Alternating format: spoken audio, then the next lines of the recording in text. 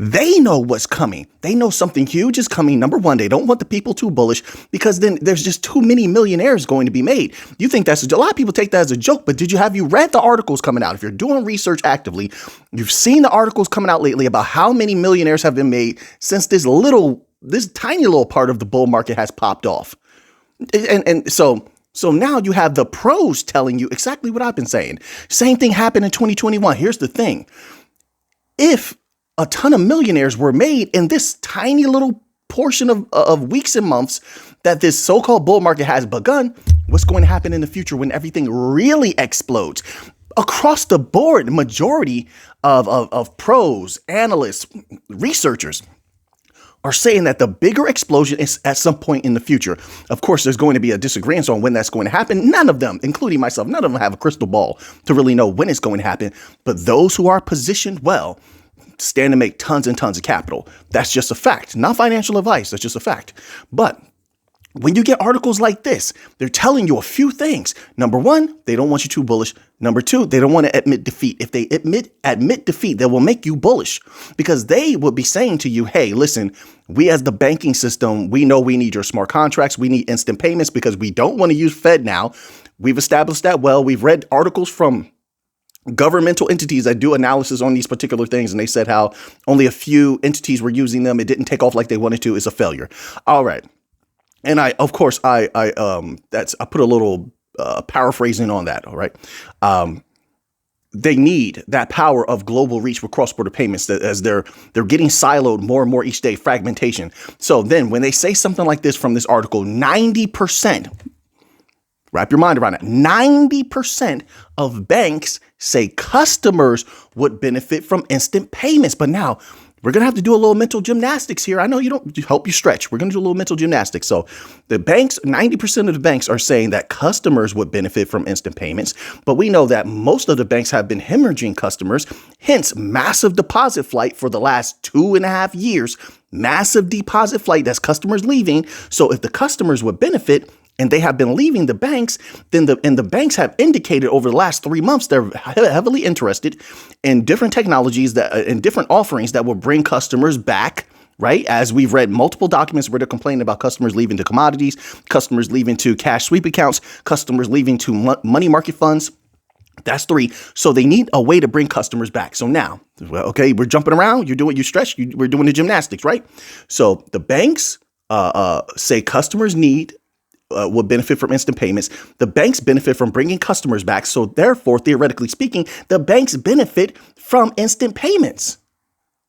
We already knew that, but I just wanted to show you how they say things like this. And it's beating around the bush. They're not telling the 100% truth, which would indicate to you and any investor out there, and here's something that they fear. They fear, and I told you this, people are becoming wiser.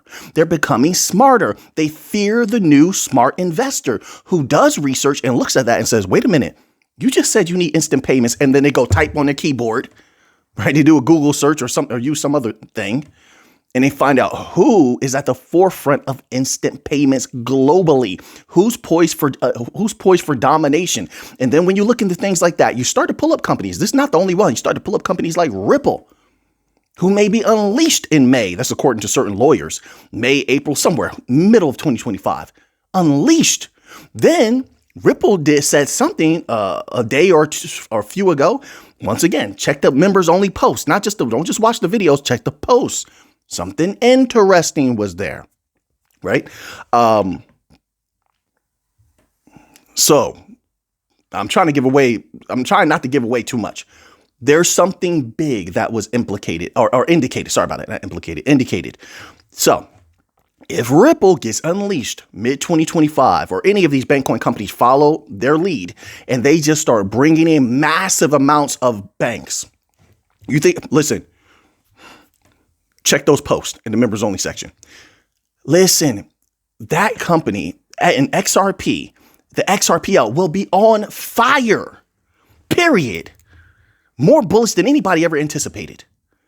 So they fear that. They don't want you to really know that. But listen to this, right? Listen to how they say this. And we know it's not true because we do a lot of bank research. But let me read this to you. It says here, according to the report, 44% of banks plan to build their real-time payment capabilities outside Their current payment systems, let's stop there.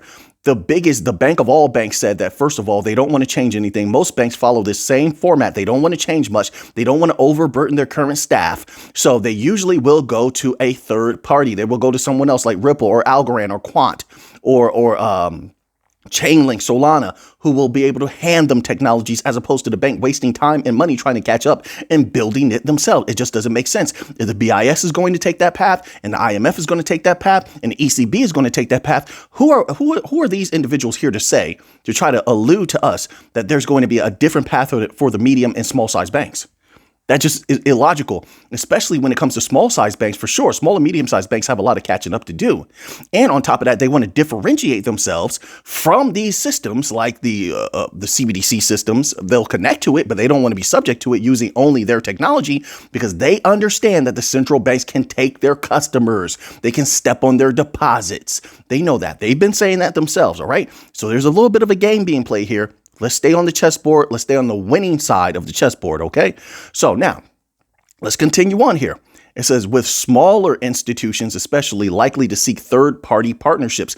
Now, that's very deceptive. Smaller institutions, smaller than what? The BIS? Smaller than what? JP Morgan Chase, which is already suspect. There's many problems that they have in 2024, legally speaking, regulatorily speaking.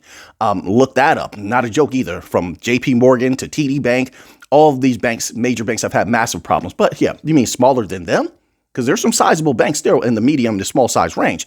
However, that's inconsequential. What's consequential here is trillions and trillions of dollars as you're scraping up thousands upon thousands of banks who have shown interest in DLT technologies over the years. And they've showed the interest through testing systems on RippleNet, XRPL.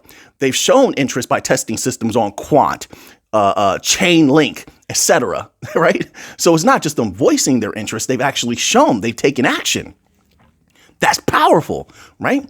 It says these collaborations can help smaller banks overcome the technical and financial barriers of upgrading their systems. We'll see how they go about making these particular deals, because you can make certain offerings and offer certain versions of the technology that could be much lower cost, still have the same easeability of use, easeability of deployment.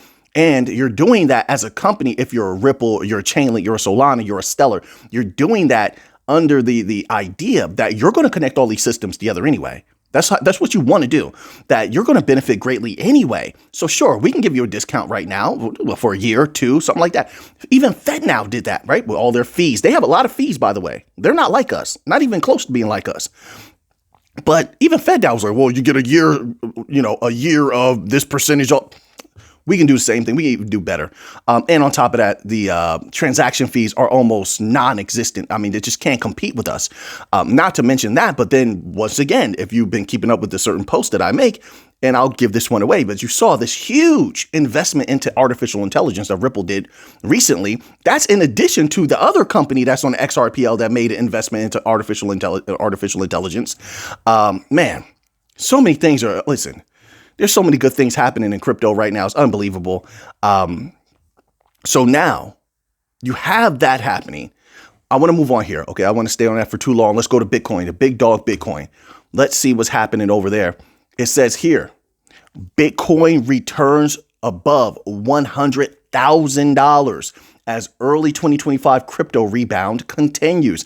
This was at the time of this article, which I'm not sure what Bitcoin is doing right now, but the chart was looking really, really good. It says altcoin majors, including Ether and Solana, also rose sharply as U.S. markets opened on the first full week after holidays, with a broad-based coin desk 20 advancing 3.5% through the day.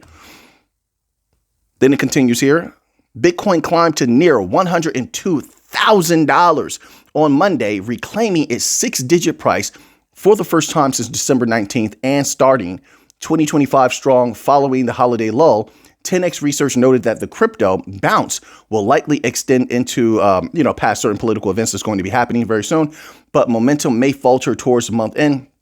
What I'm looking at, I'm thinking is sure, it came up.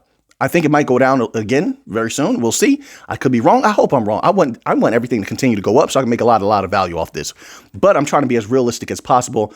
And I think that there will be much more manipulation of the market. So that's how I look at it. You don't have to agree with that. All right, I'm fine with that. But I think there'll be much more manipulation of the markets, heavy selling just cause to bring that price down, and let certain other big entities in the door before everything really pops off, which is still a little bit, I think it's a little bit of ways off. But once again, I could be wrong. I'm just going by what I see. I'm thinking about what businesses have been saying. And it's been, as of recent, they're still claiming there's tons of more businesses that want to get involved. So I'm trying to keep that in mind as I'm thinking about the timeline of when all of this could really pop off. So now it says Bitcoin's price is back in the 6-digit territory as the largest cryptocurrency extended its early 2025 bounce on Monday. Bitcoin advanced towards $100,000 earlier during the trading session, then broke sharply above the threshold, rising 2.5% in an hour as traditional U.S. markets opened. It was changing hands at around $102,000 recently, its strongest level since December 19th, and up 4.3% over the past 24 hours. All right, let's leave that one there. Let's move on here. I think I have like maybe one or two more Bitcoin articles. We have some interesting articles today for sure. And then we'll go a little bit beyond that if time is permitting.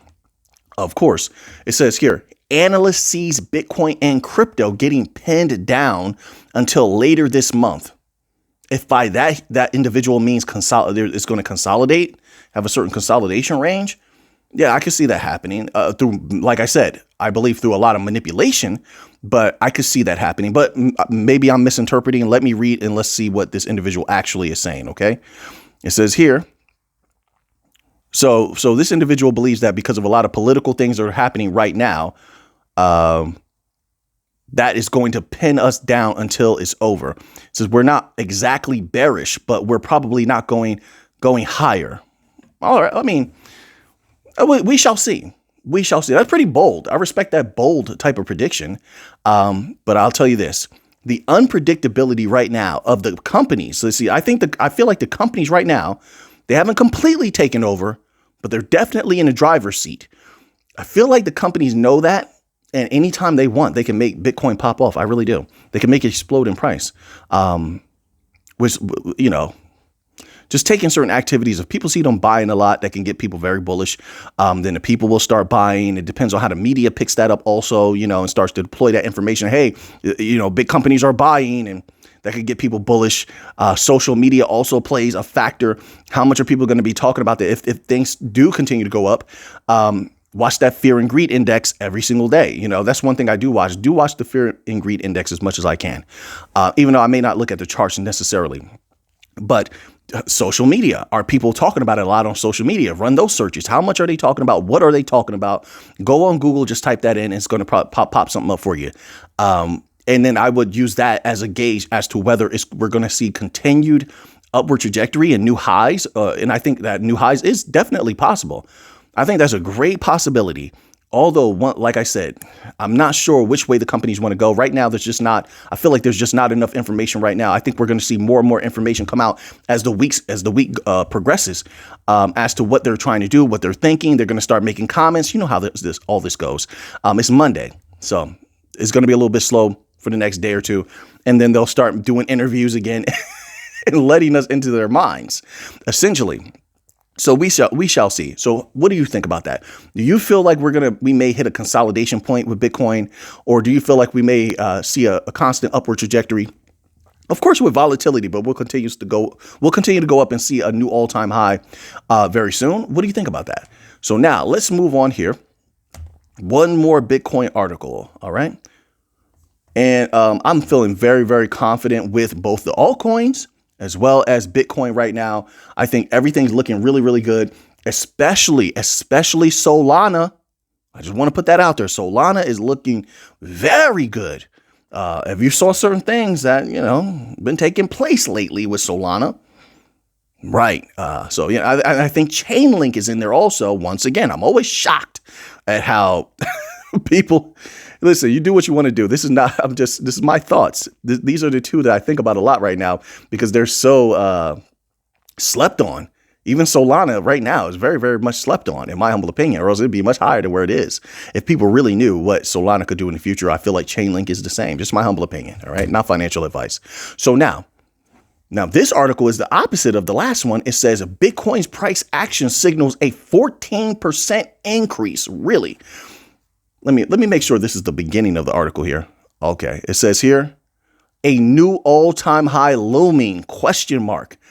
So this is crypto expert and investor Javon Marks has predicted a possible, not guarantee, possible surge for Bitcoin in the short term. Looking at Bitcoin's current price, Javon Marks, I think it's Javon or Javon. My apologies if I mispronounced the name. Javon Marks foresees an impending 14% increase as bullish momentum grows in the market. And that's what I'm talking about. There's so much bullishness there that, yes, I could see it consolidating for a little bit, but with all this good energy behind crypto, it's possible it could hit an all-time high, a new all-time high for sure. And as Bitcoin goes up, everything else will go up as well. Right? With Bitcoin performing similarly to past trends that triggered notable spikes, the analyst believes the asset is still in its bull phase. I believe that as well. I really feel that. I feel like we haven't seen the peak of the bull market yet. I think there's a lot more to go, but we shall see. It says this prediction indicates rising optimism, with Javon Marks citing a new peak following this move. Based on Bitcoin's past performances, the analyst claims prices appear to be in a situation where a significant upswing is still possible. This implies that there may be much growth to come in this ongoing bull run. That's what I'm saying.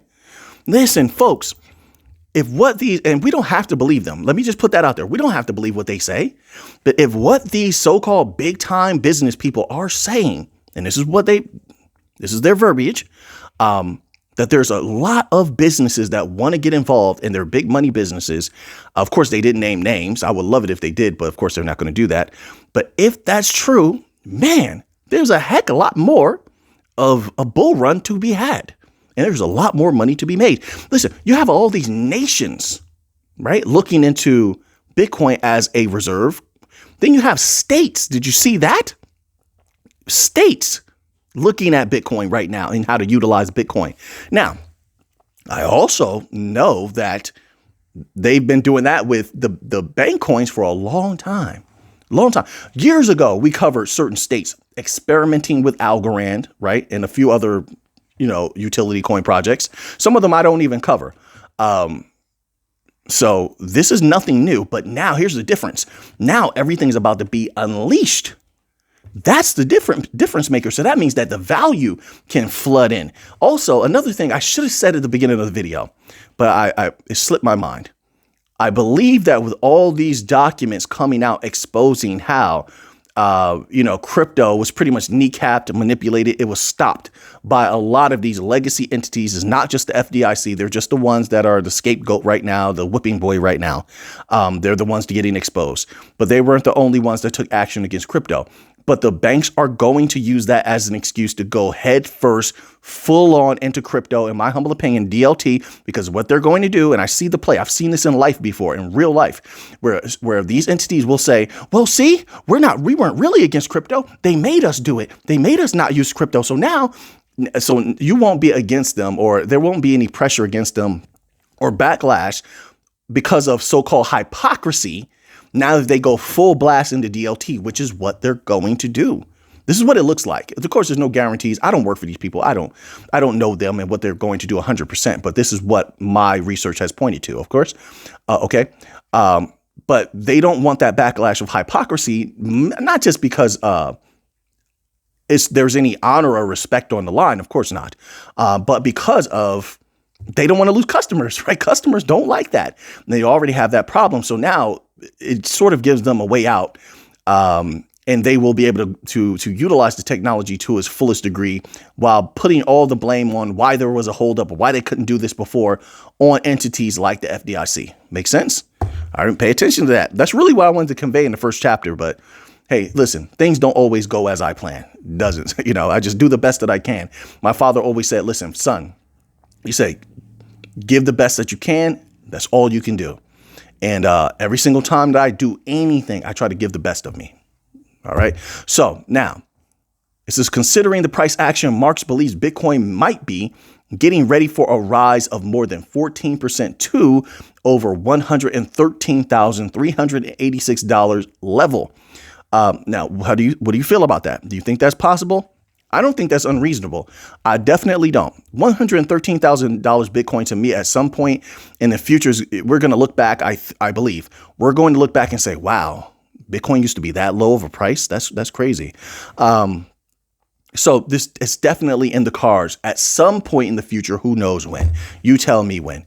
All right. So now this article here, little altcoin season. All right. Little alt season.